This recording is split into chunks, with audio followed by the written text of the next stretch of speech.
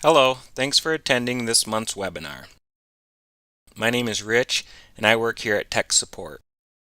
Today's webinar is on 2.5 axis facing procedure. This procedure is not brand new, it's been around for a couple of versions. But I started seeing a few more people use it and thought it'd be a good idea to make a webinar and show the people that haven't had the time to check it out what it can do. The procedure itself is very easy to set up. It doesn't require picking any contours or geometry, as it uses the stock and part geometry defined from the NC setup. This procedure best works with an NC setup, but does not have to be used with your NC setup. And I'll show you the differences and what to look out for if you're not using the NC setup. Okay, let's take a look at how easy this facing procedure is to just get going. So first we have an NC setup here and define the target part and the stock. For this stock, I'm going to go a little bit bigger here, so we'll just bump it up to the top there and add a couple hundred on each side there. Alright, and then just jump into a toolpath. And the procedure we're going to use is a 2.5 axis facing procedure. Here you can adjust the offset, but again it's based on the target part here. Since we have safe milling active, it's going to stop at the very top. So if you want to adjust anything, you do it here. So for the down step, I'm just going to change this to something a little bit smaller. And that's it. And then just execute it. And you can see no geometry was selected, no contours, and it's all based off of the stock definition. So that cleaned up the entire stock on the top.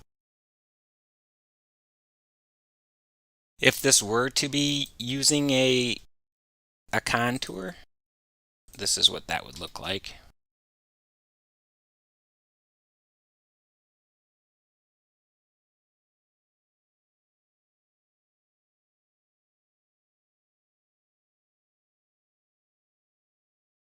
So you can see it stayed inside that contour here, or on it, I would say, and then just does that to the stock. So in this case, it's much better just to leave the contour unselected. Let's say you were going to use this without an NC setup. Okay, and if you are using this procedure as a regular 2.5 axis procedure without safe milling and without an NC setup, using part and stock, you'll have to take a couple additional steps. You'll have to make sure that you have a boundary. You'll have to pick your part surfaces, and you'll have to make sure that your Z bottom is correct. So let's take a look at that a little more deeper. Okay, we're back with this electrode here, and let's take a look at what it would be like if you did not use an NC setup. So I'm going to just delete this and make a toolpath. Now, one thing that this procedure does require is stock. So no matter what, you have to use stock. And I'm going to again just add a couple hundred to that. So now there is just a toolpath and stock.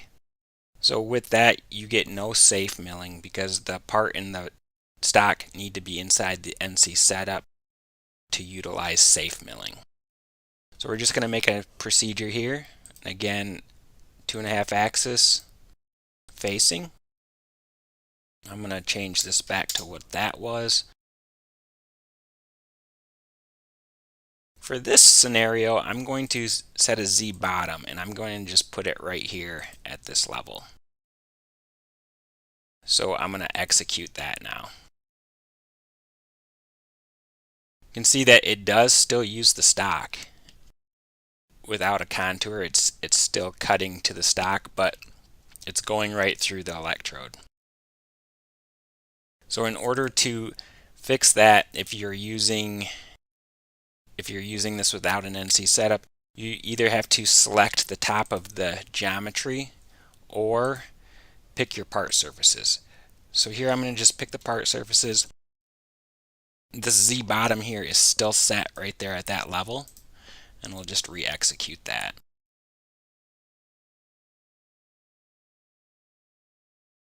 So now you can see that it stops at the highest point. So it is safe.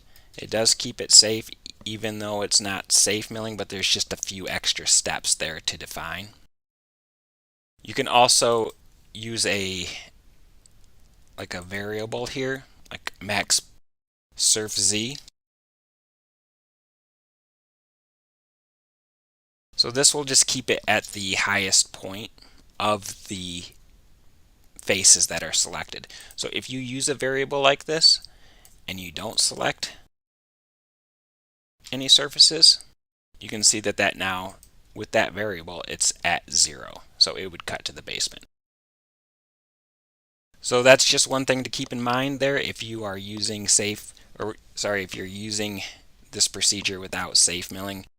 It just requires a little more steps paying attention to get the procedure in the correct Z height.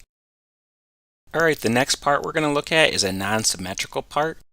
And again, the facing procedure does a great job cutting the top of the block without selecting any part surfaces or using any boundaries. There's also a spiral option. So if you need to use a spiral cut, you can also use a variable side step, which is nice, and it also has a true spiral option to hide any transition lines. And let's take a look at that. Okay, here is our non-symmetrical part.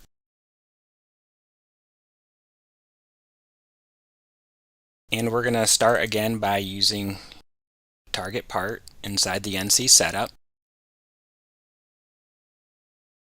Also wanted to show this.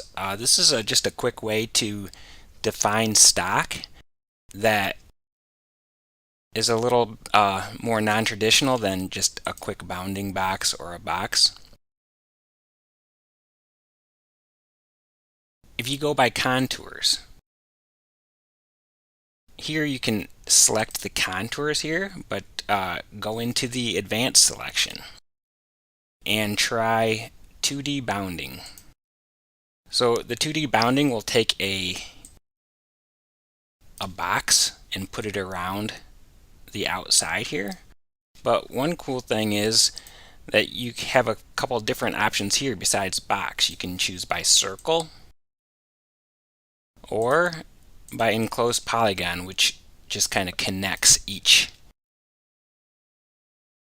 line based off of the tangent points for each outside face.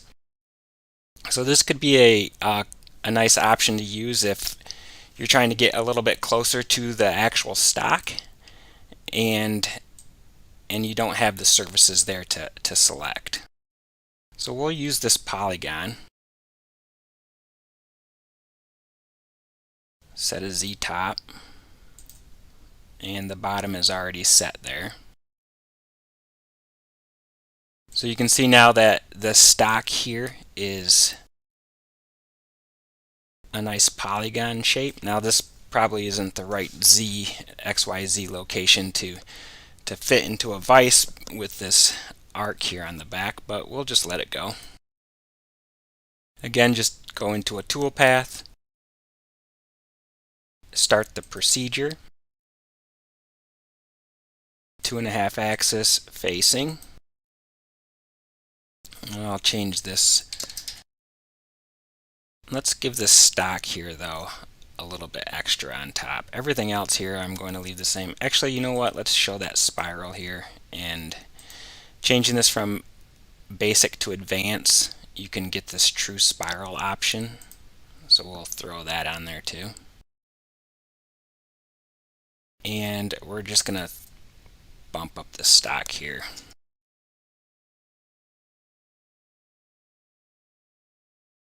Okay. And just run this procedure. So this is a spiral with the true spiral option. So you don't see any transition lines while it's working its way in, and it does start from the outside and collapse to the inside. And just one last slide here before we go on to the next part, and that's the trajectory options here with the down steps. There is an option here to do a fixed plus horizontal planes, which that's what we've been using, or you can do just a finish only, which will just give you one pass at whatever Z level you're using. Okay, let's go into another part. Okay, now let's take a look at what this facing procedure can do with multiple parts in the same file. It's set up with 4 different target parts, and the stock is defined by contour, and there's 4 different contours here. And if we look from the side view, you can see that all of the parts have the same Z height. So let's make a procedure now, the same that we did before. This in a side view, and see what happens if we make it just how we did before. So again, 2.5 axis facing, and I'm gonna just leave all of this here the same.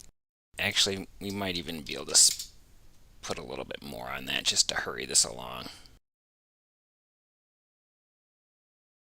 Okay.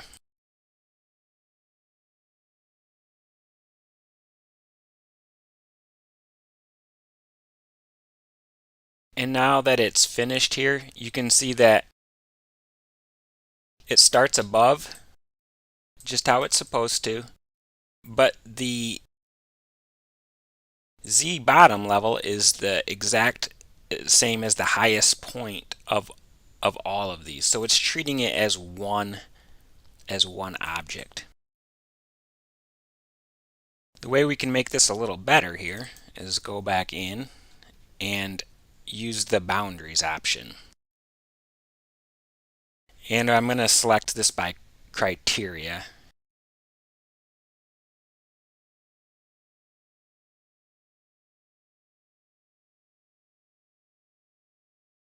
Okay, and when we execute this now,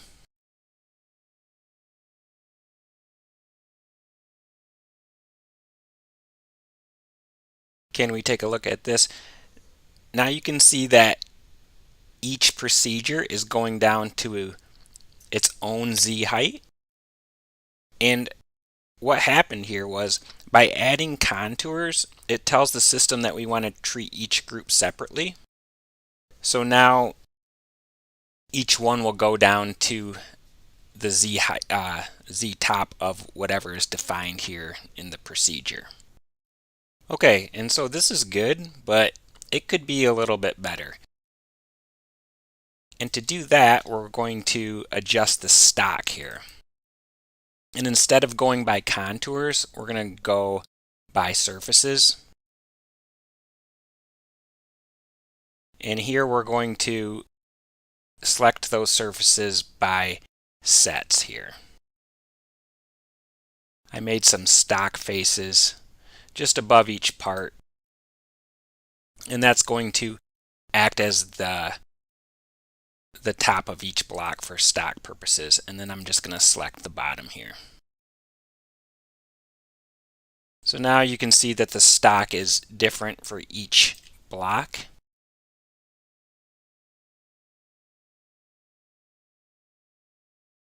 And we'll re-execute that. Okay, now that that's finished, take a look. You can see that now it's doing the same amount of passes, well, except for that one because of the stock, but they all look relatively close to the same, and it's just a much more efficient facing procedure.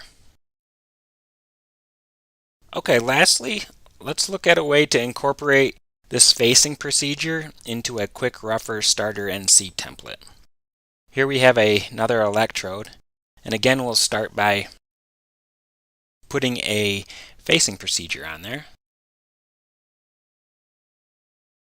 2.5 facing, and just execute that. I like to have my paths going the longest direction, so we'll fix that here. That's under Advanced, and then by local geometry you can either choose shortest or longest. I like longest dimension. And then I like to put a path that goes around the outside just to take care of any excess material that may be left there if it's mounted up too big.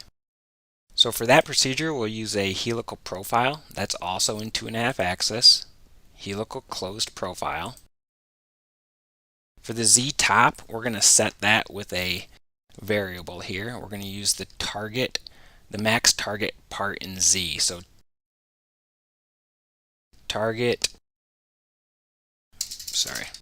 max target Z. For the bottom, we're going to select that by criteria. So by criteria, and we're going to choose by color.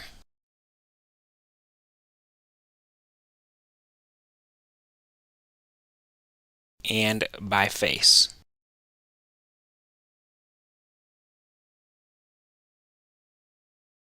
So that's going to select that base here, and we want to use the highest point. That will stick that right here. Okay, so now that is set to 600. We also need a contour. So for that, we're going to select that by criteria as well. Again, that purple color. And again, the face. Here we're going to use the boundaries option and say from vertical walls. That's going to select that contour just how you see it on the screen. Save and close, and save this template.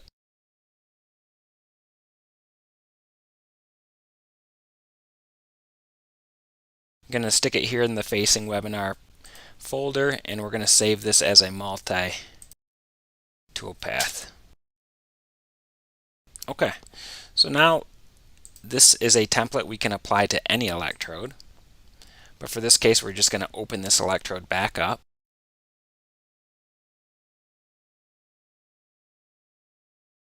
And apply that template.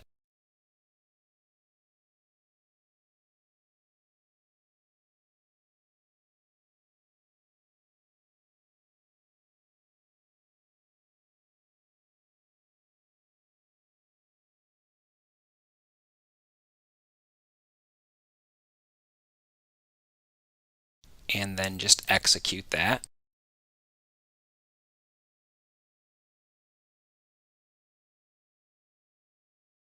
Alright, and now you can see that there's a quick, rougher template here that will work on any electrode. It will cut the top and run around the outside. And that's all I got here for the facing webinar. And we can open it up for any questions. Just go ahead and type those in the chat if you have any, or send any questions you have to us at support, that's support-us@cimatron.com, or go to our Connect site and submit any tickets there. Thanks.